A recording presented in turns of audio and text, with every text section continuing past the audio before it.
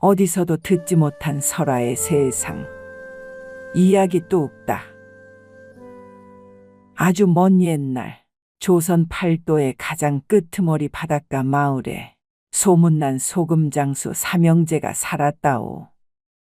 이들이 파는 소금 알갱이는 어찌나 크고 영롱한 빛을 냈던지 그것을 한 입 털어놓고 나도 짠맛이 그리 크지 않았음은 물론이요.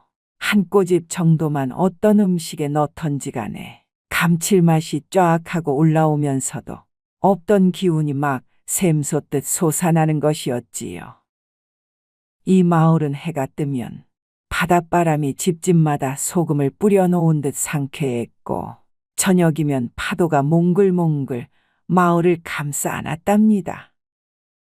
삼형제의 집은 바다를 등지고 언덕 위에 있었는데 아침이면 소금 항아리를 닦는 막내의 노랫소리가 골목골목을 타고 퍼졌다오.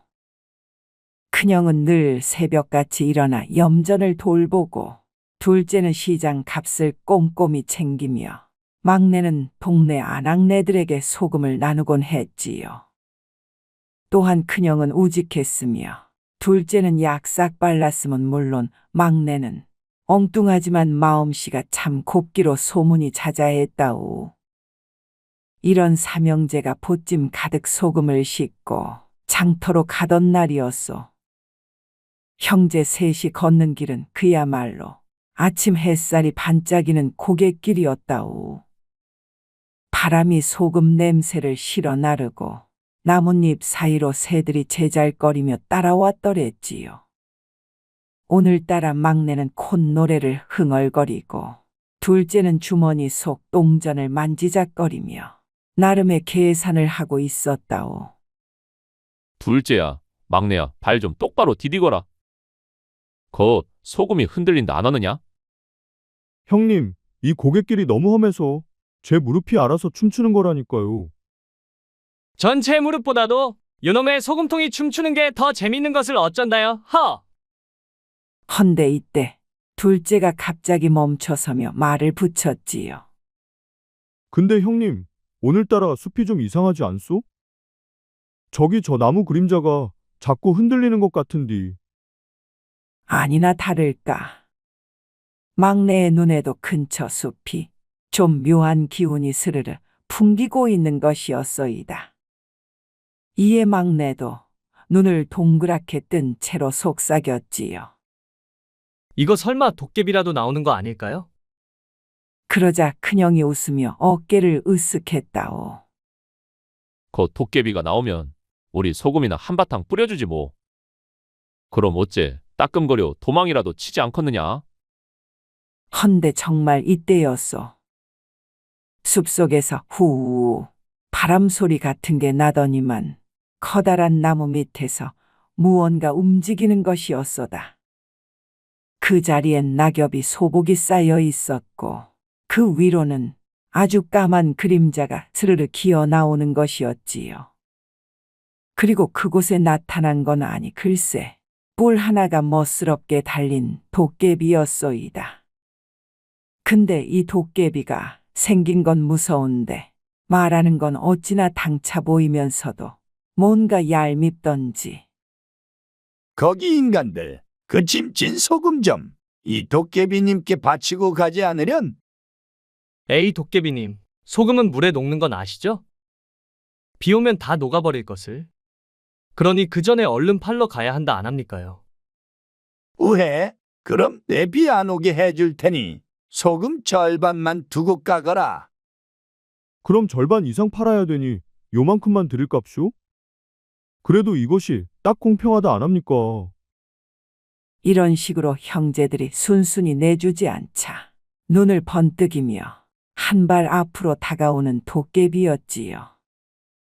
그러자 갑자기 바람이 불고 소금 자루가 하늘하늘 흔들리기 시작하는 것이었소이다. 이에 막내는 소금통을 꼭 붙잡았고 둘째는 슬쩍 뒤로 물러서는 것이었지요.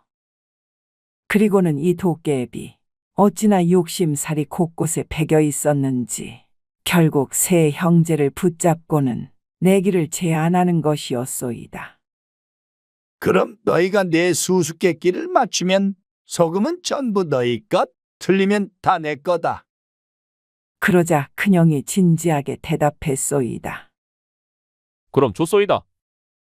한번 문제를 내보시지요. 몸은 있으나 살도 피도 없고 입은 있으나 말을 못한다. 이것이 무엇이냐? 이에 막내가 갑자기 번쩍했다오. 그거 내가 압니다요. 항아리 아닙니까요? 에? 아니, 그걸 어떻게 맞췄지? 막내는 그 말에 신나 폴짝폴짝 뛰는 것이었소. 제가 매일 항아리 닦는 담당이거든요. 이 수수께끼 너무 쉬운 거 아닙니까? 그럼 한 문제 더? 이건 못 맞출 거다. 도깨비는 살짝 당황했으면서도 더욱 어려운 문제를 냈소이다. 나는 어둠 속에서만 살며 낮엔 사라져버린다. 나는 누구냐? 이에 둘째가 살짝 불안하게 대답을 했소이다. 그건 그림자 아닙니까? 그러자 도깨비가 땀을 삐질삐질 흘리며 말했다오. 에잇! 이번까진 그냥 버리는 문제였다. 허나 이 마지막 문제는 절대 못 풀 것이다. 자, 이번에 못 맞추면 진짜 소금은 다 내놔야 한다. 라며 입맛을 한번 다시고는 나는 잡을 수도 없고 볼 수도 없으며 들을 수 없다. 나는 무엇이냐? 그러자 첫째가 진지한 표정을 이어가더니만 대답을 이어했다오. 도깨비님의 양심 아닙니까? 뭐? 내 양심이라. 하이구야, 럴수 이럴 수가. 이런 도깨비에 온 마을 동네 귀신들까지도 웃어 제끼는 것이었소이다. 도깨비는 완전히 기가 꺾여서 그 고개를 푹 숙이는 것이었지요. 에이, 내가 졌구나. 그런데 말이다. 너희 형제들이 워낙 재미있긴 하니 내 특별한 선물을 주고 싶은데. 도깨비가 눈을 반짝이며 말했소이다. 각자 소원을 하나씩 말해보거라. 네, 그것들을 다 들어주마.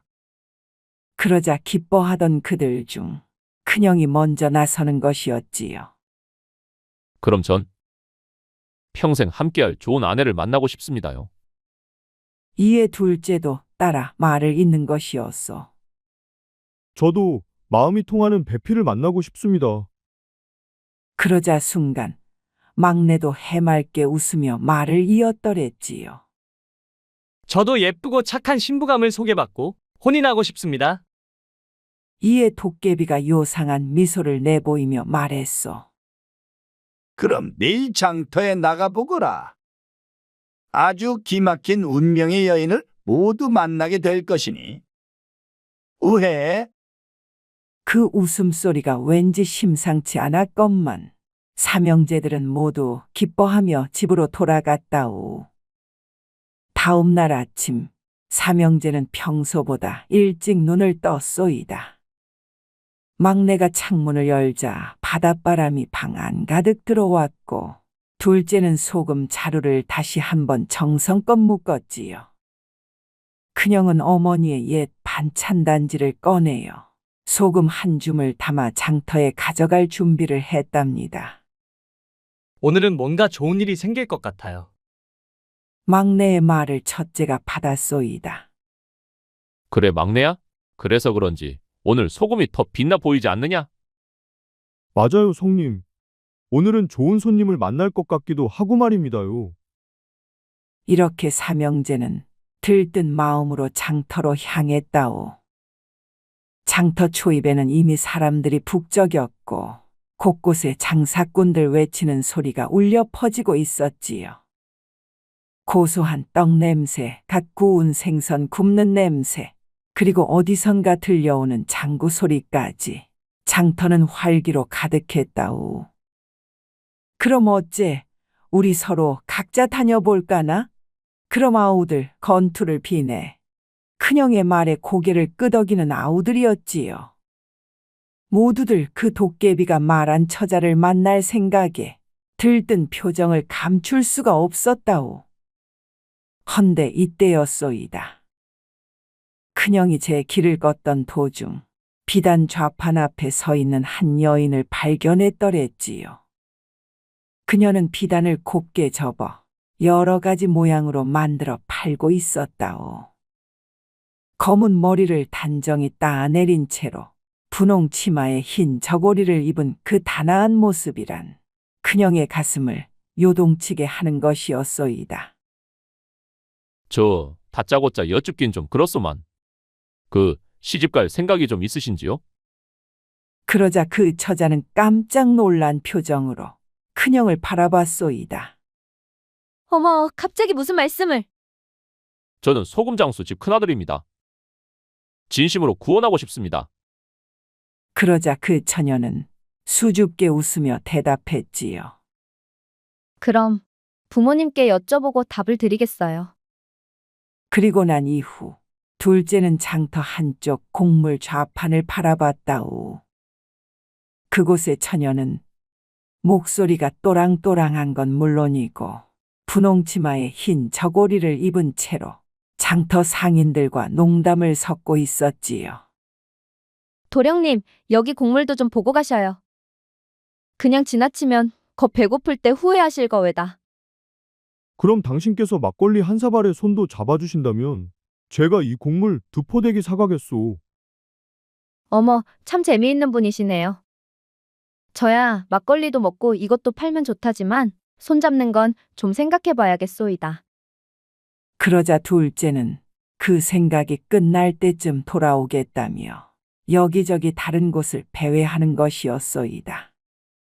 형들이 이런 소기의 목적을 달성하고 있을 때쯤 막내도 어디에선가 어린 처녀를 만나 이야기를 나누고 있었소이다. 근처 떡집에서 떡을 얻어먹으면서 말이지요. 이윽고 삼형제는 장터에서 각자의 시간을 보내고 저녁이 되어 집으로 돌아왔습니다요. 집에 도착하자마자 그들은 서로를 축하해주며 기쁨을 나눴지요.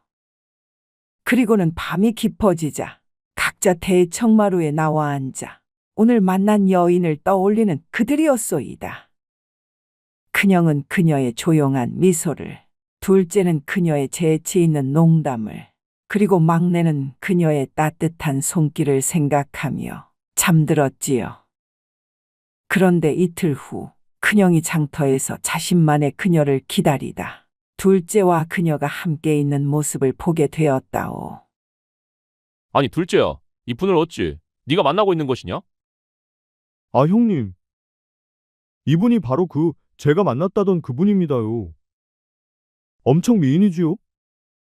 이 소리에 큰형은 놀라 말을 잇지 못하는 것이었어.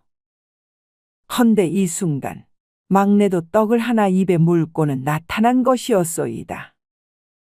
형님들, 이 떡 좀 드실. 아니, 옥분 씨. 삼형제는 서로를 바라보며 동시에 놀라는 것이었어. 그리고는 옥분이란 처녀를 바라보는 것이었지요. 놀랍게도 이들 세 형제는 모두 같은 처녀를 만난 것이었소이다. 아니, 이것이 무슨 일이요? 아니, 성님. 이것이 어찌된 일이랍니까? 그럼 우리가 모두 같은 여자를 좋아했단 말인가요? 이날 밤 삼형제는 집에 모여 깊은 한숨을 내쉬었다오. 각자 양보하려고도 했지만 어째 마음 한구석엔 포기할 수 없는 아쉬움이 남아도는 것이었으니까 말입니다. 둘째야, 막내야, 내가 포기하겠다. 그냥 너희가 엽전이라도 던져서 잘 만나보거라. 아니에요, 형님. 제가 포기하겠습니다요. 형님이 제일 먼저 만나셨지 않습니까? 그렇소이다. 형님들, 저야 막내니까는 제가 당연히 포기해야 옳죠.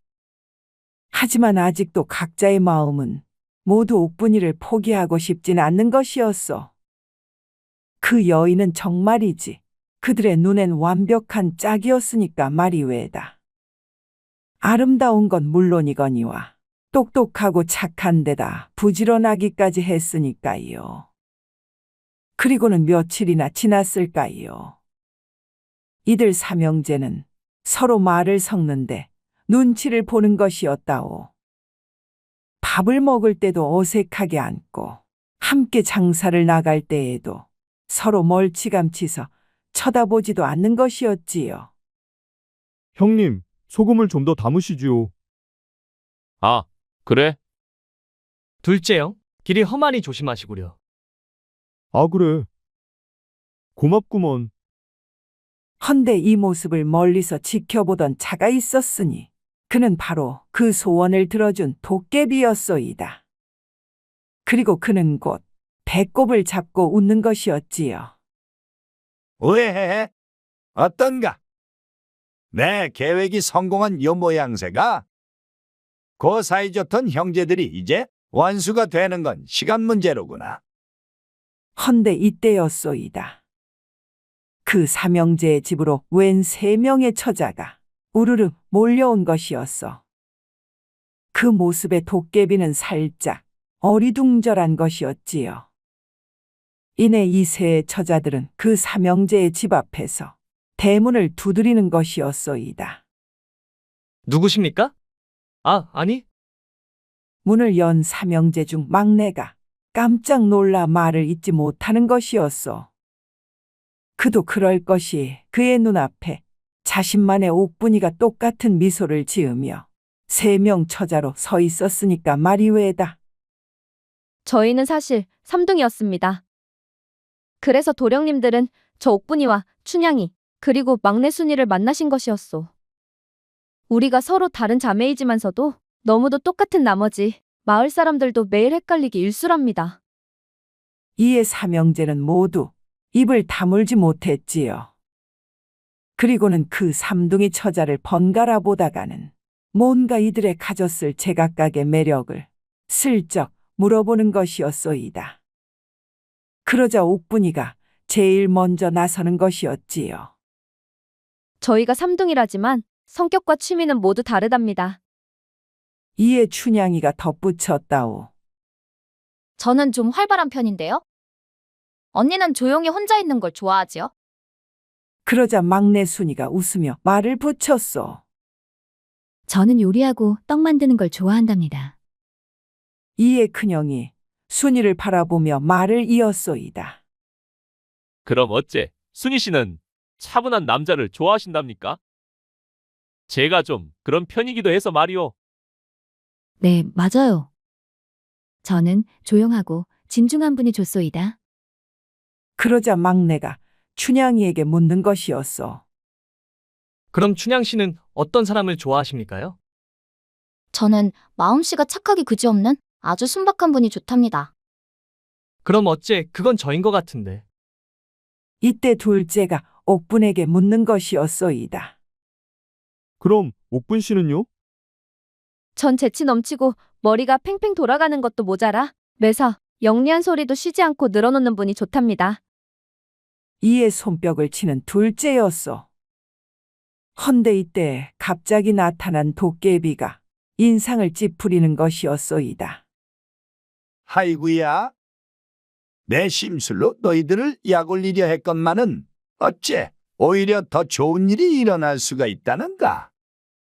젠장, 이에 삼형제들은 놀라 도깨비를 바라봤다우. 도깨비는 정말 서러운 듯 눈물까지 보이고 있는 것이었지요. 사실 말이야. 내가 좀 외로워서 그런 것도 있던 것 같구나.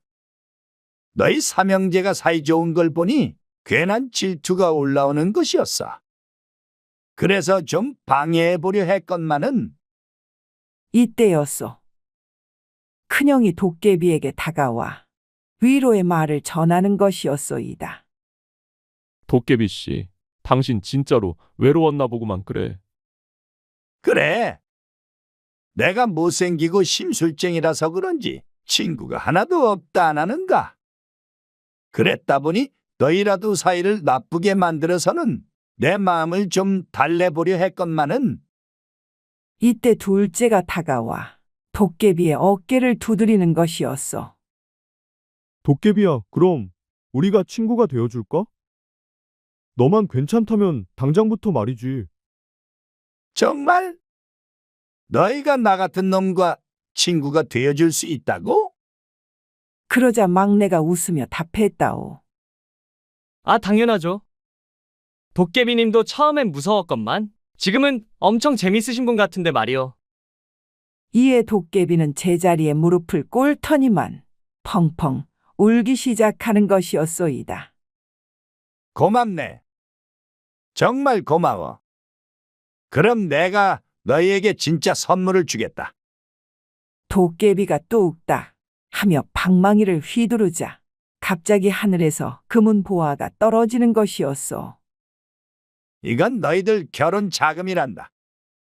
그리고 이건 도깨비가 또 방망이를 뚝딱 하며 휘두르자 새 채의 아름다운 집이 나타나는 것이었소이다. 너희 각자가 혼인해서 살 집들이란다. 모두 가까운 곳에 있으니 자주 왕래하며 살 수 있을 거야. 이에 옥분이가 감탄하는 것이었소.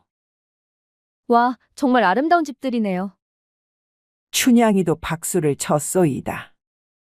도깨비님, 정말 대단하오. 순이가 기뻐하며 말을 덧댔지요.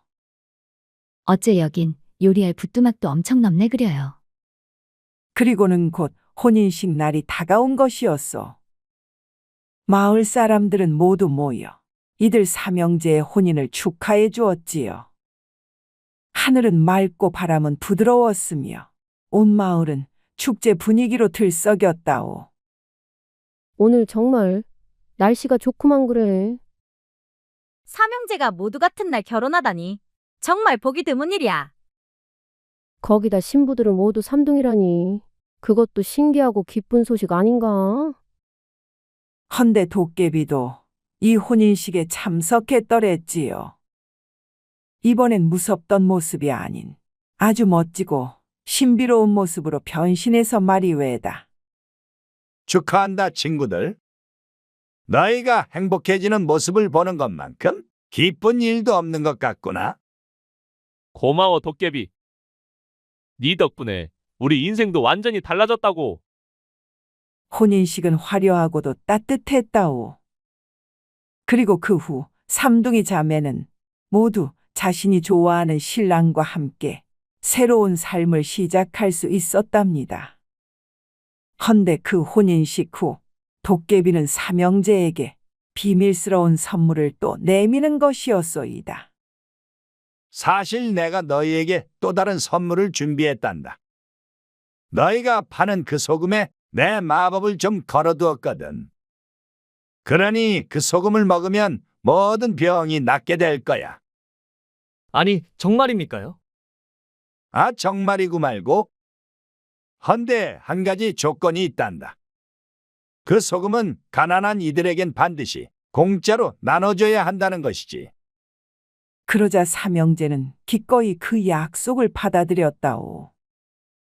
그리고 세월이 흘러 삼형제는 각자의 아이들을 낳고 행복하게 살았소이다. 헌데 도깨비는 그 아이들의 할아버지처럼 변해서는 옛날 이야기를 때마다 들려주곤 했지요. 할아버지, 또 재미있는 옛날 이야기 해주세요. 아, 그럼 그 얘기를 또 해줘 볼까? 그 옛날에 적에 심술쟁이 도깨비가 있었는데. 그래서요? 빨리 더 해주세요. 근데 그 도깨비가 글쎄 착한 도깨비가 되고 싶었더랬지. 원래 도깨비는 그리 착한 놈들이 아니었거든. 헌데 이 도깨비는 글쎄 금방 착한 도깨비가 될 수 있는 것이었단다. 그것은 바로 좋은 친구들을 만났기 때문이었지. 이런 도깨비의 얘기에 아이들은 박수를 쳤다오. 그리고 소금 장수 삼형제의 소금은 온 나라에서 더욱 유명해졌더랬지요. 그 소금을 먹으면 아픈 곳이 낫고 음식 맛도 한층 깊어졌으니까 말이외다. 형제들은 또 도깨비와의 약속을 지켜서는 늘 가난한 이들에겐 그 소금을 공짜로 나눠주었다우. 그리고 도깨비는 마을의 수호신이 되었지요.